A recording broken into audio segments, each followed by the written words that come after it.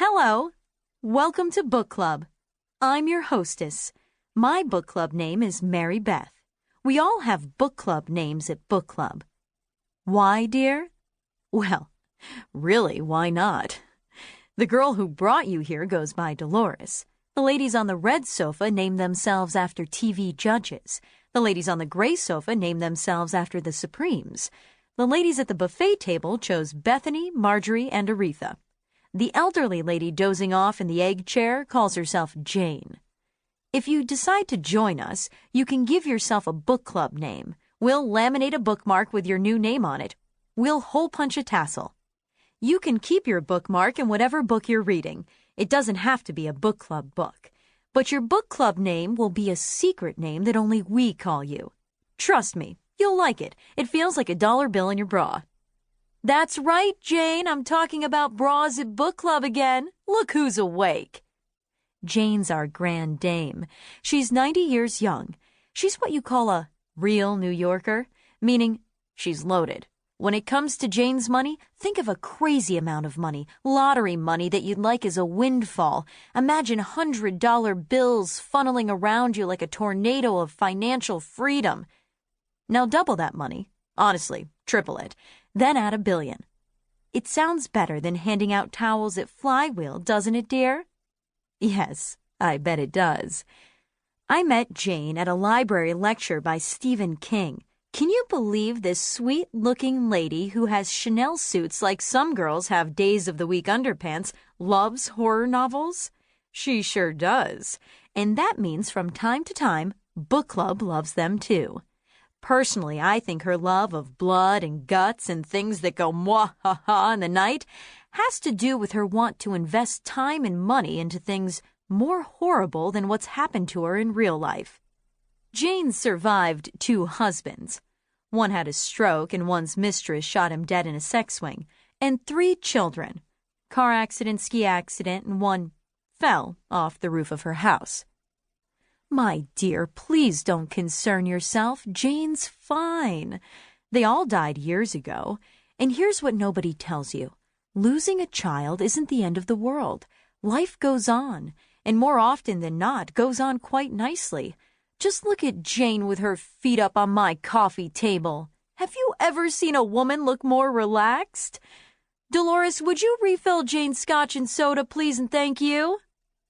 See there? Look at Dolores scurry away from the cheese plate.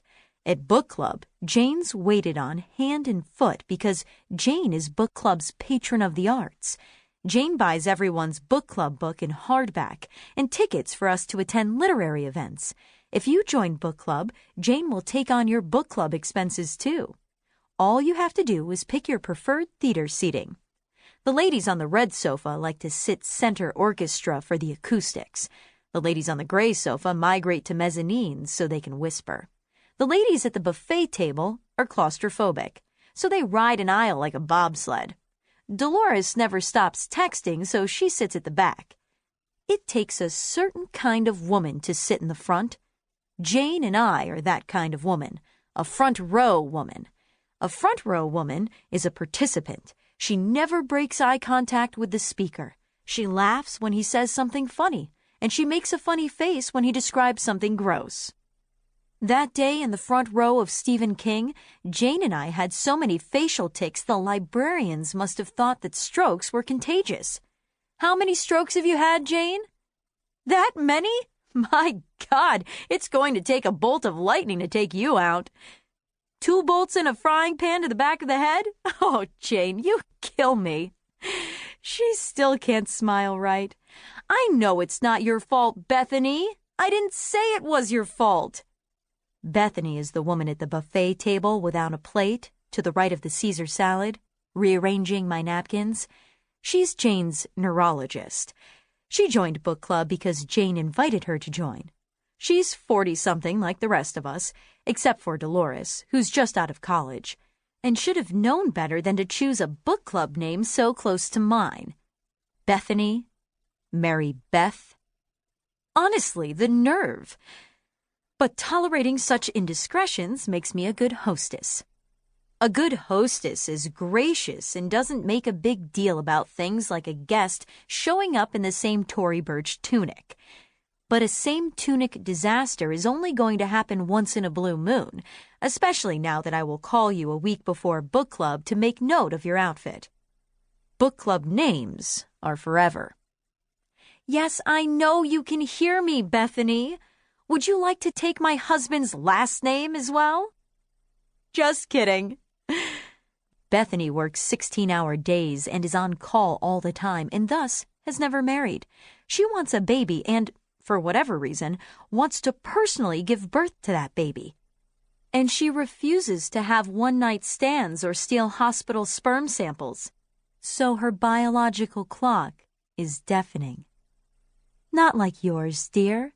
At your age, your fertility is like a pocket watch swaddled in cotton, drawn up in a velvet pouch and tucked inside a Pringles can. But Bethany's? Sometimes I walk past the Fifth Avenue Synagogue and am frightened a bomb is about to go off. I imagine my upper torso landing in a gyro cart and the contents of my purse laid out for all to see. Then I realize it's not anxiety hounding me. It's Bethany's biological clock. It ticks so loud I'm amazed Mount Sinai isn't evacuated on a daily basis. Oh, Bethany, don't make that face. You know it's true.